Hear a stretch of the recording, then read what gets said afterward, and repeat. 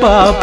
ಯಾರ ತಾತನ ಗಂಟು ಮುನ್ನ ಮಾಡಿದ ಪಾಪ ಯಾರ ತಾತನ ಗಂಟು ನೀನೇ ಹೇಳು ರಾಘವೇಂದ್ರ ಎಲ್ಲಿದ್ದರೇನು ನಾ ಹೇಗಿದ್ದರೇನು ನಾ ರಾಘವೇಂದ್ರ ನಿನ್ನಲ್ಲಿ ಶರಣಾಗಿ ನೀ ನನ್ನ ಉಸಿರಾಗಿ ಬಾಳಿದರೆ ಸಾಕು ರಾಘವೇಂದ್ರ ಹಾಲಲ್ಲಾದರೂ ಹಾಕು ನೀರಲ್ಲಾದರೂ ಹಾಕು ರಾಘವೇಂದ್ರ ಹಾಲಲ್ಲಿ ಕೆನೆಯಾಗಿ ನೀರಲ್ಲಿ ಮೀನಾಗಿ ಹಾಯಾಗಿರುವೆ